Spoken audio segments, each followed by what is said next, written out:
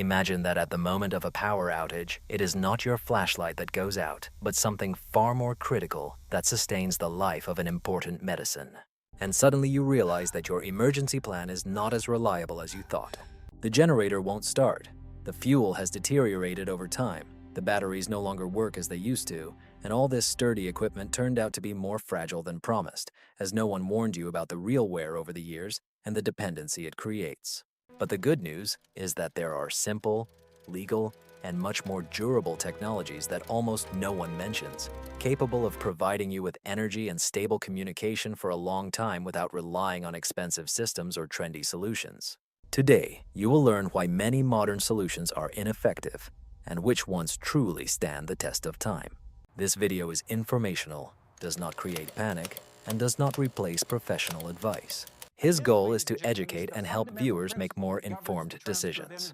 The first is a thermal secret that the industry would prefer not to reveal. Imagine that your whole life you've been taught to survive the cold by becoming something like an inflatable doll. Layers, and even more volume. For decades, the automotive industry has repeated the same formula as if it were a universal truth. The thicker, the warmer. And of course, who would dare to dispute this? But true science tells a much more interesting story. The enemy is not the cold itself, but the quiet journey of your body heat as it finds a material that allows it to escape. Heat seeks to leave your body in three ways: conduction, convection, and radiation. Conduction is when heat escapes through solid objects. Convection is the wind that carries your warmth away, as if it has a life of its own. Radiation is the same invisible energy that warms us on a sunny day. Traditional materials do their best to hold air bubbles, but the air moves, cools, gets wet, compresses, and suddenly your super jacket no longer protects you. That's why every winter we look like polar bears, trying to compensate for the limitations of fluff and synthetic fibers. When it rains, these air bubbles fill with water, and the insulation just collapses. And it is precisely at the moment when you need warmth the most that you lose it the fastest. Therefore, the industry responds with increased thickness, filling, and volume. This is an endless cycle until a material appears that breaks all these rules effortlessly. This material is the famous aerogel made of silicon dioxide, also known as frozen smoke, because it looks like a piece of condensed fog. This invention is so strange that it almost seems to have come from science fiction. Light as a cloud, consisting of 99.8% air, with pores so tiny that the wind cannot move inside it. At this level, molecules collide with the walls so often that convection disappears. It is like cold being locked outside, not knowing how to enter. As a result, an insulation is created that works without the need for volume, does not compress, does not absorb water, is not destroyed, and can withstand extreme temperature fluctuations. NASA used this material to protect electronics on Mars, where daytime temperatures can reach 20 degrees and drop to -60 at night. Yet, the material remains as strong as on the first day. Just a few millimeters provide the same thermal effect as several centimeters of down. It's madness, but it's madness that works. So why don't we see ultra-thin aerogel jackets in every store? The answer is simple: the business model. Clothing made from this material can last over 10 years without losing its effectiveness. This would be a huge problem for an industry that relies on selling a new jacket every few winters. Although some brands like Oros already use this material, it is still expensive and difficult to produce, which limits its application. Nevertheless, aerogel is no longer a secret known only to astronauts. It can be bought in the form of flexible blankets to enhance sleeping bags, shelters, even tubes, without adding weight and volume. This is a demonstration of how science can solve problems that the industry prefers to leave unchanged. And although he will not replace all winter clothing tomorrow, it confirms that sometimes truly useful technologies are hidden, quietly waiting for those who wish to use them. Let's move on to the second point: technologies that everyone has forgotten. For many years, thousands of people preparing for emergencies relied on the same solution: an inexpensive portable radio that promised guaranteed communication. It sounds good until it turns out that most of these radio stations operate just like they did decades ago. A live broadcast, with no way to bypass mountains, buildings, or large distances. And worst of all, anyone listening to the same frequency can hear you easily. This is not a modern device, but essentially an ordinary megaphone with an antenna. The problem lies not in intention, but in technology. Traditional radio stations depend on the famous line of sight. If something obstructs the way, the signal disappears. If you are far away, the signal disappears. If someone else is monitoring the frequency, they hear you without filtering. And since voice encryption is prohibited on many bands, your conversations become completely public. This is a system that works, but within very strict frameworks that almost no one talks about.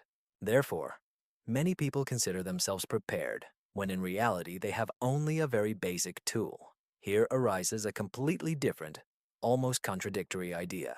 Instead of sending a direct signal, it is worth creating a network where each device can help transmit the message. A network that does not depend on towers, companies, or giant antennas. This is Mestastic, small devices using LoRa technology to transmit text messages over long distances with minimal energy consumption. They are not traditional radio transmitters. These devices function like a kind of local internet created by the users themselves. This is their uniqueness in the topology. If you and I are too far apart, my message does not get sent directly. It is transmitted from one device to another until it reaches you. Each user becomes part of this bridge. The more nodes in the network, the stronger and more flexible it becomes. If one device disconnects, another takes its place. There's no vulnerable spot capable of disabling the tower or server. It is literally a living network that grows and adapts on its own. The energy efficiency is impressive. A small module with a solar panel can operate for months without human intervention, sending short messages, locations, or small data. It is not intended for sharing photos or videos, but it is excellent for important communication and does so without relying on commercial infrastructure. Moreover, thanks to the use of modern standard encryption, messages remain private within the group that shares the channel keys. And here arises the question, if this is so useful, why do we not see it in stores or on television? The reality is simple. This is not a commercial product created for monthly payments, and it does not depend on tariffs or subscriptions.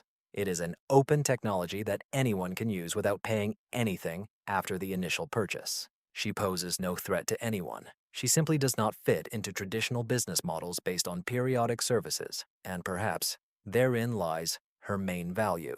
It allows groups, families, or communities to have an alternative way of communication when other networks fail or become unavailable. This is not a replacement for the internet or mobile communication, but it provides an additional level of resilience that could be crucial in unforeseen situations. It's not about control or rebellion, but about technological autonomy. Having your own network doesn't make you invincible, but it helps you be more prepared, more connected, and less dependent on systems that sometimes fail at the most critical moment. Before moving on to the next point, share this information in your WhatsApp and Facebook groups to spread it to others. The third point is the hidden truth about modern batteries. Most people preparing for emergencies rely too much on their batteries until the day comes when they realize that it is not the energy shield they expected, but a collection of technologies that age, degrade, and fail over time, even if not used. Among lithium, lead acid, and AGM batteries, many believe they are creating independence, while in reality, they are building a system that requires constant replacement and attention, which no one warns about from the very beginning. Lithium batteries are the most popular example. Lightweight, quick to charge, and with high energy density. Each charging cycle leaves a small mark, forming microscopic changes that over time degrade their efficiency. Even if batteries are not used, they lose their properties simply by existing. After 5 years of storage, they are no longer what they were, and after 10 years, many of them become simply useless. This happens not due to misuse, but because of the peculiarities of their internal chemistry. As for lead-acid batteries, the story is not so optimistic either. They have served humanity for over 100 years, but their weak point is also related to chemistry. Sulfate accumulating on the plates gradually reduces their capacity, like sand that builds up in an hourglass, even with the most careful handling. Their lifespan is limited, and they require ventilation, maintenance, and more cautious handling than most people assume. Here arises a question that sooner or later, everyone asks, is there an alternative without a hidden expiration date? And this is where the story takes an unexpected turn. In the early 20th century, Thomas Edison developed a battery with such durability that it almost seems like an artifact from another era.